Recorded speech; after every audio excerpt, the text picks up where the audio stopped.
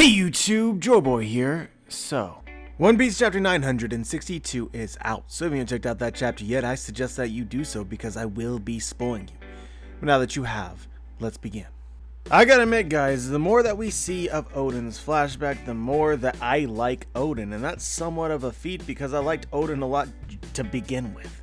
It's kind of a damn shame that he's dead. If he were alive, if he had more story time and I think more impactful moments in the main story itself, outside of the flashback, he could end up being, as far as the entire community is concerned, a top 15, at least top 15 character of all time. But because he's in the flashback, and I think, you know, there's a lot of flashback characters that we like, but because they have such a small role in the story, inevitably as time moves on, we look past them. But the potential for a character that we would love is there. When I'm looking at Oden, characters that I would compare him to, the feelings that he gives me, how much I like him, is like someone like Zoro or Whitebeard.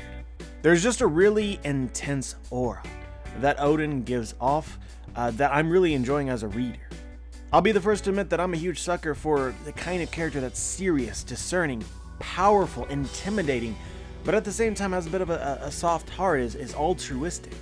So yeah guys, I think that it's a shame that he's dead. I know that there will be people in the comments asking the question, or perhaps believing themselves that he may not be dead. Of course anything is possible, I suppose, but I really don't think so. He was, according to the story, boiled alive in a way in which was very public. And this is one of those dark things that One Piece sometimes hits on that isn't entirely clear what's going on, but if you think too much about it, you realize it seems pretty likely to me that Oden was eaten by Orochi. You have these lines about how Oden became Oden, like the kind of food he was boiled alive, and then you have these hints that Orochi is perfectly okay with eating people, and you put those two things together and it just seems really unlikely to me that Oden could survive that. But yeah, as for Oden being a good guy, being altruistic, that's becoming more and more clear. I think it was clear after the last chapter, but it's even more clear now. You're starting to get an idea of how Oden's name perhaps has been tarnished in ways different than we learned in the last chapter. We can see that after Oden left Yasui's castle, or where he was living, his room was completely destroyed and money was taken. It's very clear that Oden didn't take any money. He was clearly framed. People are using the negative press against Oden to blame him again for things that he did not do. But this scene was important beyond just that. We're starting to get an idea of how the Orochi, Shogun Orochi of the past, became the Shogun Orochi of today. It's kind of unclear as to whether or not he may be working with somebody, or this is all part of his schemes, his machinations. But it seems pretty likely to me that he is the one who destroyed the room, and he is the one who stole the money. So it appears from nearly the very beginning, Orochi was bringing down Oden for the sake of bolstering his own reputation, his own financial circumstances. So on one hand, he's the person who is praised for discovering who the thief was. And then on the other hand, he gets the benefit of actually having stolen the money in the first place. I'm still curious as to, we still have other steps that we need to take here. At some point, I believe Orochi has to gain the confidence of a person who is a lot more powerful than himself. It seems here that Yasui is discerning. He doesn't seem to trust Orochi all that much, so it would have to be somebody else, perhaps the current shogun, Oden's father. That seems a lot more likely to me. And I think that you have to wonder where exactly this money that he stole is going, because if a peasant boy all of a sudden becomes one of the very most wealthy people in the country because he's doing this often or something like that, that would raise questions, that would raise suspicions in my mind if this is realistic. So he needs a way to hide the money, which is why I'm wondering whether or not he's working with somebody. I think we should also be wondering what exactly Orochi's objective is here. Right, is he just after the money, or is this an attack on Oden's character itself? Is he attempting to turn Yasu against Oden because Oden would do this to him? The reason that I bring this up is this happens a lot to Oden, and what this ultimately resulted in when he was around 18 years old is he was disowned by his father. Once disowned, I presume there wasn't an immediate heir to the throne to become the next shogun. So all these stories and half-truths made up about Oden ultimately resulted in an open and a job opening, really, to become the next shogun. And I'm sure that there's many people within Wano, greedy people, ambitious people, who would like to become the next shogun. So maybe this is Orochi's objective, or maybe this is the objective of, a group that he may be involved with at this time that we haven't learned of yet. But as we learn near the end of this chapter, Oden didn't stay disowned forever, and this is where the plot kind of thickens, because we learn that at some point in time, Oden leaves Wano and becomes a pirate. So when he gets back, if he was not disowned at that time, it becomes a very interesting power struggle of where exactly Oden fits in. If we look at these instances as actual attempts to try and have Oden discredited and disowned, then him leaving for such a long time is going to open the door for these same groups to try and actually seize the shogunate power. My general headcanon at the moment is it appears as though Oden's father is not really that old. He didn't die of old age, he died of something else. I think that he was assassinated.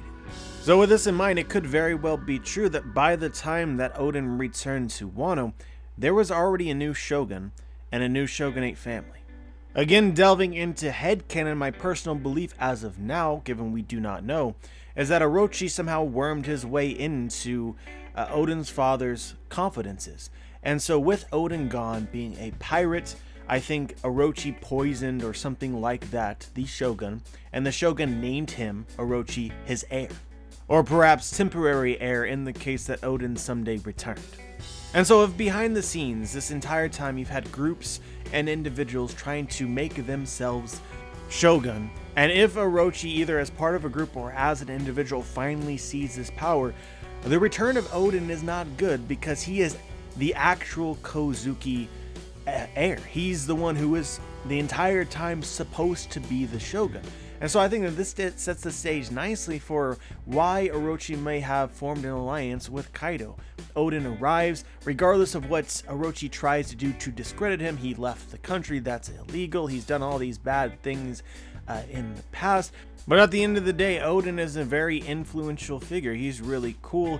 He earns people's support relatively easily, despite all of these things that people consider to be flaws about him.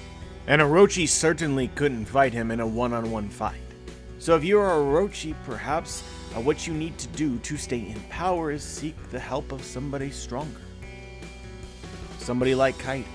All the while continuing to create fake news about Oden to justify whatever it is that you end up doing to him.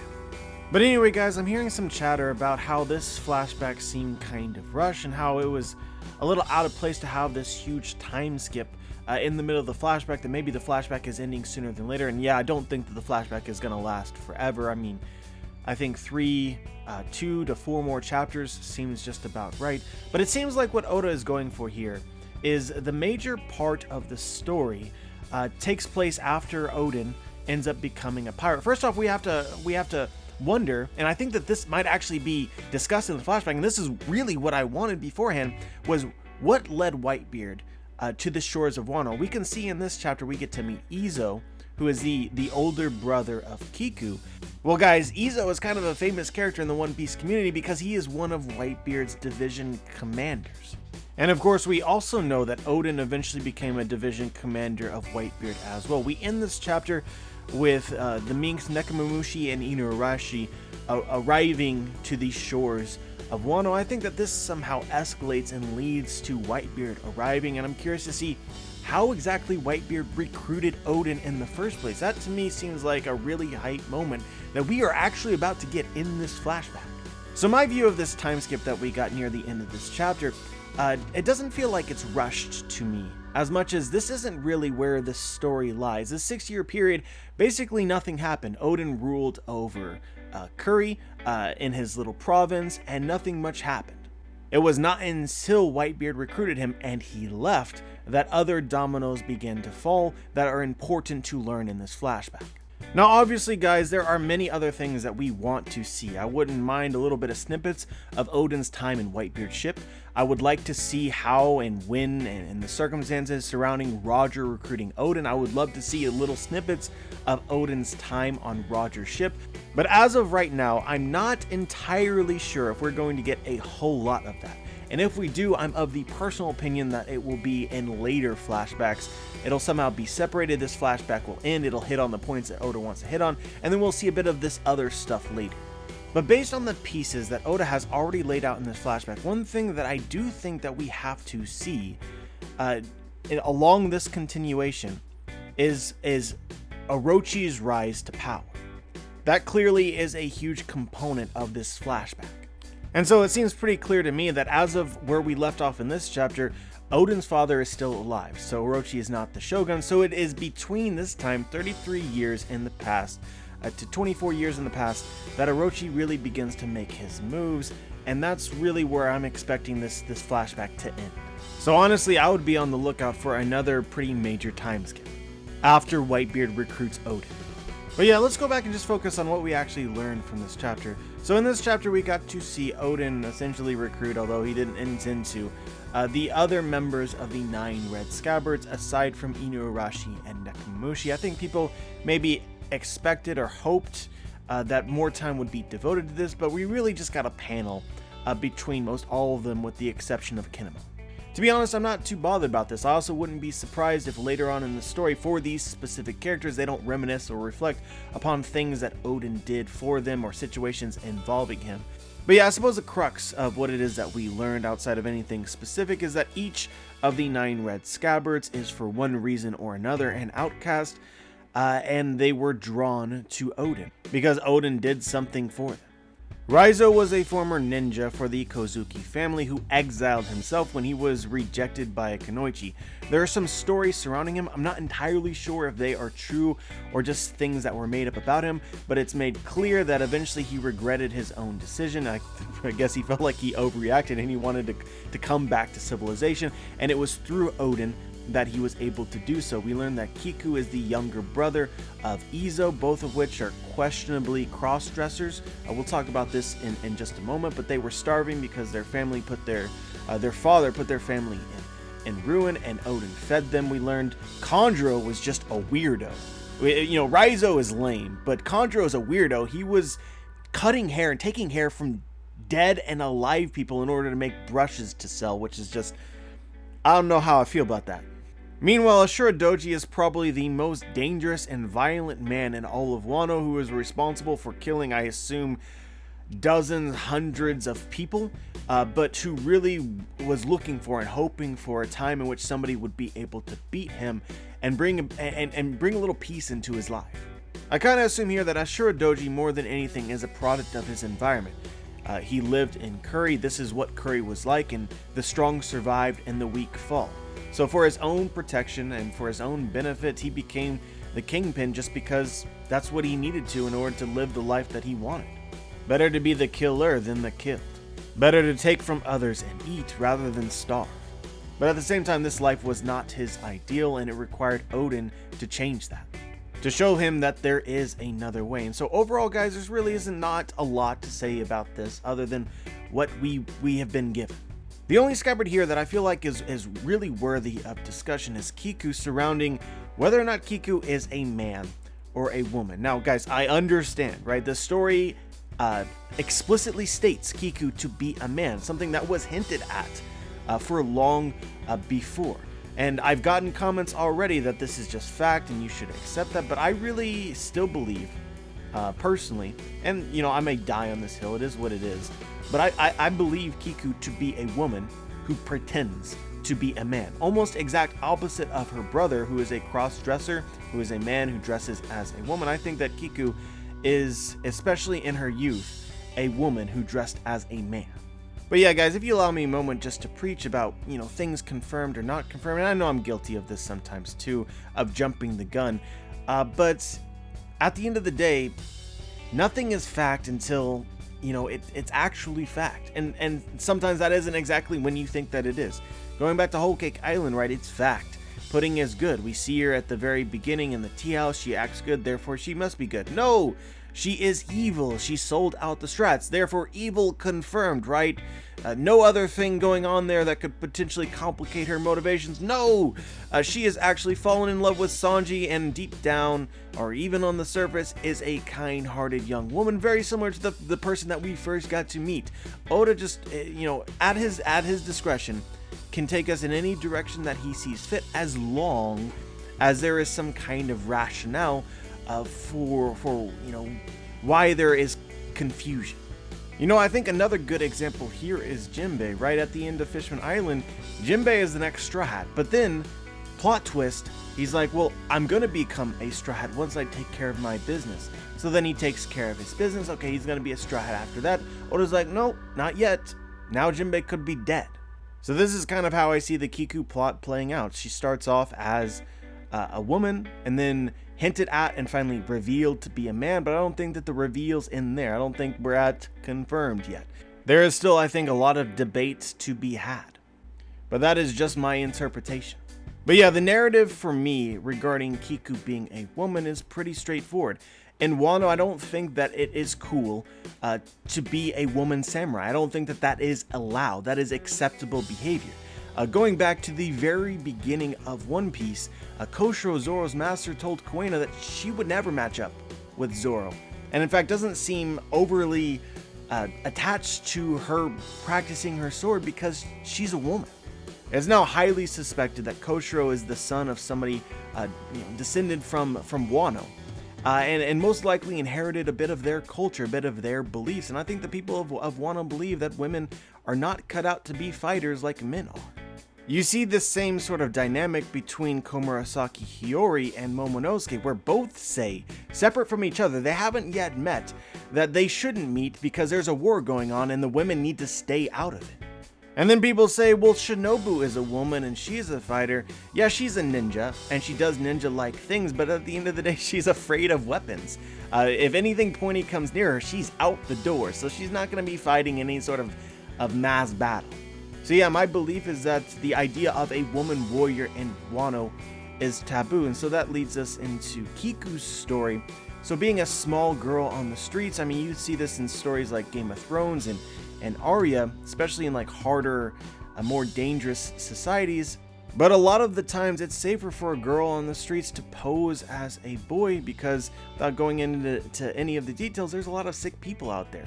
And so then what if this girl who was pretending to be a boy for her own safety came to idolize somebody like Oden and his strength as a samurai and wanted to become a samurai as well? If she were to reveal that she is in fact a woman, what are the people around her going to tell her based on Wano's culture? Well, they're going to tell her, get back into the kitchen or become a dancer or do something more woman-like. Samurai is a man's game. So again, here you have reason for Kiku to continue the charade of being a man. Even to the point where it becomes incredibly difficult to do so because it is blatantly obvious that you look like a woman. But then it gets to this sort of ironic point where Kiku is so proficient as a samurai that the people of Wano literally cannot believe her to be a woman, even if she looks like a woman, because she is too strong. A woman samurai cannot be this strong. But yeah, this speculation isn't without reason. Wano is based on Edo, Japan, and at the end of the Edo period when the shogunate was brought down, women's rights became a huge focal point of cultural progression. Women started doing things that previously they had not been allowed to, or thought that they could do. And I also think that it's very purposeful that Kiku seems to fight more readily when she is wearing this mask covering up her face, because perhaps she believes with the mask on, she better poses as a man. In fact, in the one scene where she is fighting the Yokozuna, where she cuts off his top knot, she seems really hesitant to do so, and I wonder if it's because at this time she looks like a woman and women aren't supposed to be samurai. She's insecure about being a woman warrior. So yeah, this is where I think Oda is taking this in the story, and why I think that Kiku is a woman despite it being, quote, confirmed that she is a man. I'm still tapping the brakes on this one. But yeah, guys, that is what I wanted to discuss from this chapter. Right now, we're basically in sit, read, and enjoy mode. I don't think that this chapter or the one before it were really discussion heavy. I don't think that that was their strengths. But it didn't really take away all that much from my enjoyment because I'm really enjoying Oden's flashback. I think that the biggest question that we are left with is where do we go from here? Which is most easily answered by reading the very next chapter. We have Ino, Orochi, and Nekomamushi wash up on the shore. They're discovered by Kawamatsu, who, side notes, relationship with Oden has not been fully fleshed out yet either. I think that we learned from previous chapters and hints that Ino, Orochi, and Nekomamushi were not treated right, they were discriminated against, and it seems pretty clear to me that Oden is going to bring them underneath his wing. But the hanging thread in all of this is what I think Oda hinted at the very end of this chapter. 6 years later, and 33 years from the present, the survivors of the legendary Rocks pirates started recruiting. They would eventually become the beacons of power for the next generation. People like Whitebeard started recruiting, and that would obviously include Oden. So I think Whitebeard is soon to be a part of this flashback. And you guys know that has me hyped. I don't know about you guys, but I'm kind of imagining how Oden and Whitebeard first interact, both being alpha dogs, and oh, it's spicy. I honestly think it could be legendary. But I guess let me know if you just think that this is wishful thinking. As always, guys, if you notice something from the chapter that I might have missed, just share your thoughts. Like the video if you liked the video, dislike the video if you disliked the video, make sure to subscribe if you want to be notified for my future content, and as always, guys, have a wonderful day.